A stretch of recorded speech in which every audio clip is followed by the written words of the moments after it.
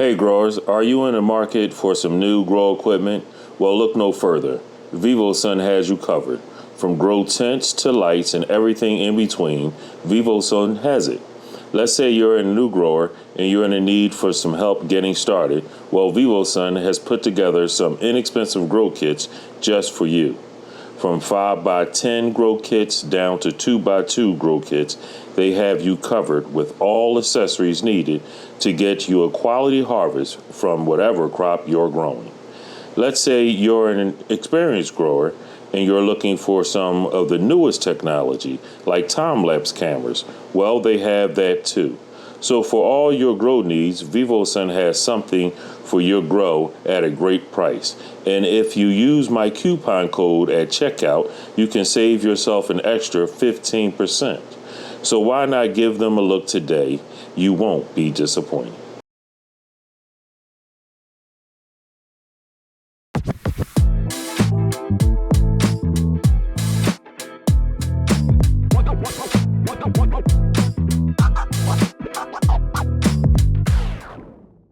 Welcome back to the Bak'n Show.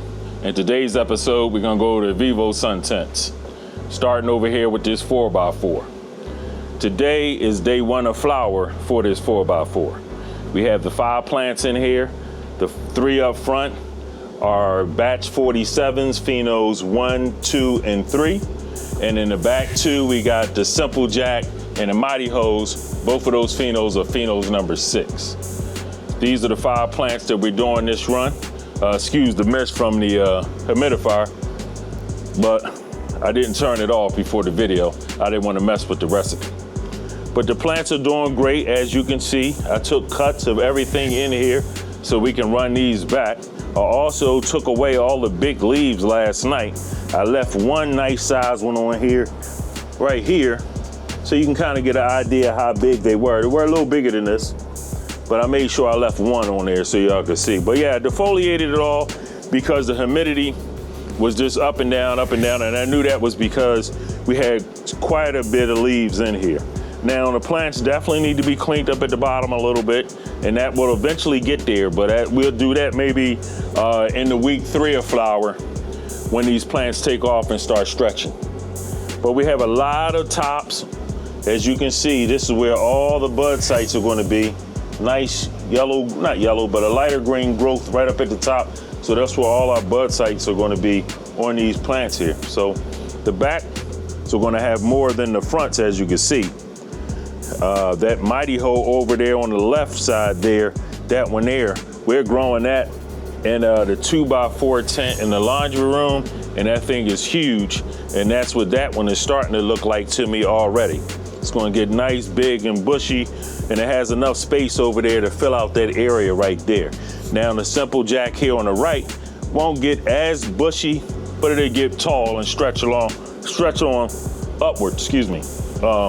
But these 3 here in the front, I know nothing about. This is the first time running these 3, but so far so good. Nice, sturdy, strong stocks here in the middle. These are really strong plants.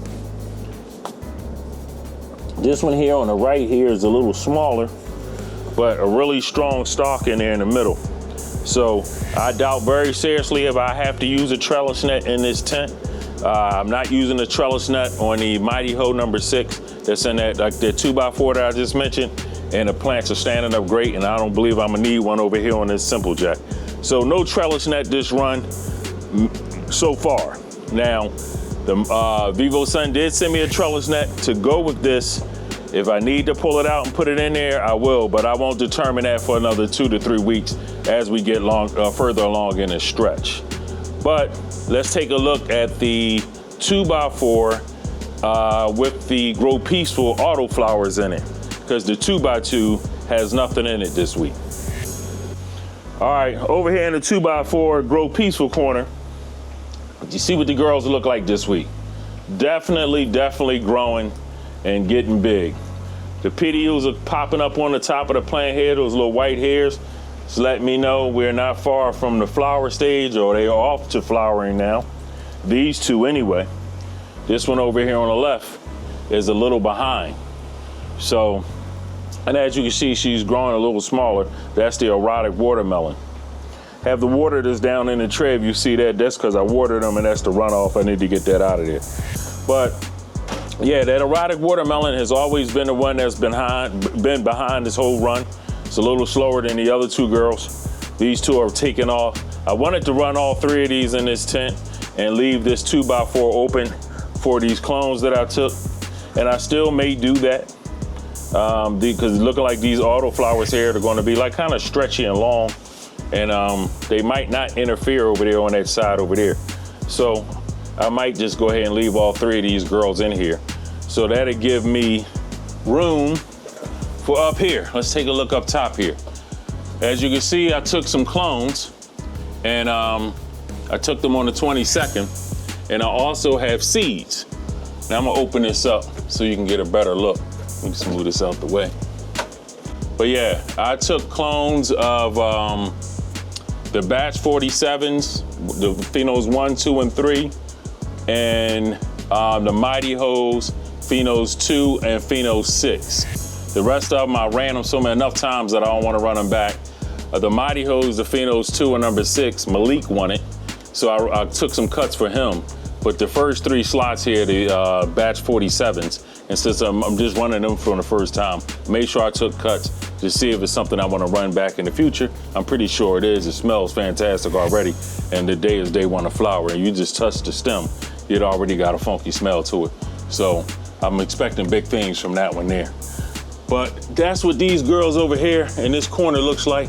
Matter of fact, let me put this back here so I can get the dome back on. Oh, I didn't talk about the seeds. Sorry about that. Grab the light again. Now over here, I put my seeds in some plugs, and you see they've already sprouted. I have one.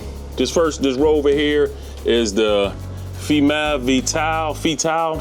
I'm gonna pop the name of it. I'm gonna write the name of it up on the screen because I can't pronounce it. But that's what these first 2 slots are. One have popped up already. This one hasn't yet. These other ones here are the Bubble Whip, and all these are from 2020 Mendocino seeds. But yeah, the Bubble Whip, I got I think I got 6 different ones up here, and 5 of them so far have popped. This is the only one that hasn't. I don't see anything come up yet. It's just one all the way in the back here. Move that leaf off of there. But yeah, these are the new runs. Expect to have these for the first time probably in the spring, pushing into the summertime. These are, like I said, we just flipped these to flower. So these will be coming down somewhere in the April time frame, late April. And we'll be tasting these batch 47s for the first time. And like I said, those Mighty Hose are from Elite. And I'm running all these, the Mighty Hose Simple Jack. It's the last time I'm running these because I want to bring in all new stuff. You know, try to switch up every 2 or 3 runs, or add something or take something away. Last year I was pretty much running all the same thing, but this year I want to just continuously switch up after every few runs. Actually, today the 25th, so I'm at the creek. Well, when I'm running my dome, let me talk about that real quick, my clone dome.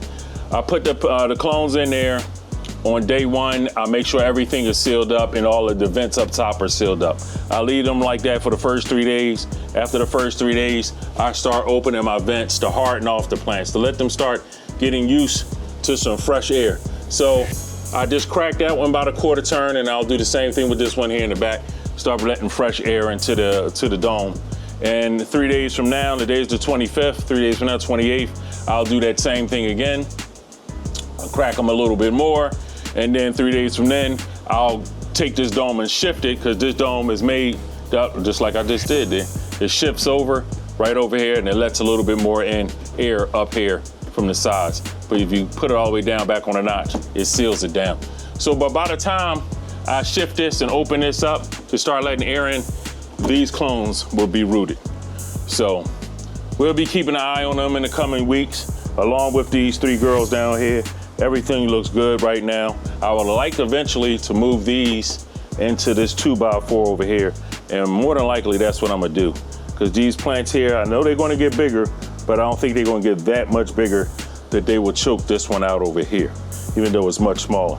So my plan is to keep these 3 in here. When these root out, put these down in here, and then when the 4x4s, the 5x5, and the 2x4 are harvested, these clones here will be going, and the seedlings, excuse me, will be going in those tents there. But that's all I have for you in this week's episode. If you like what you saw, give me a thumbs up, leave me a comment, share, and subscribe. And until next week's episode, stay baking.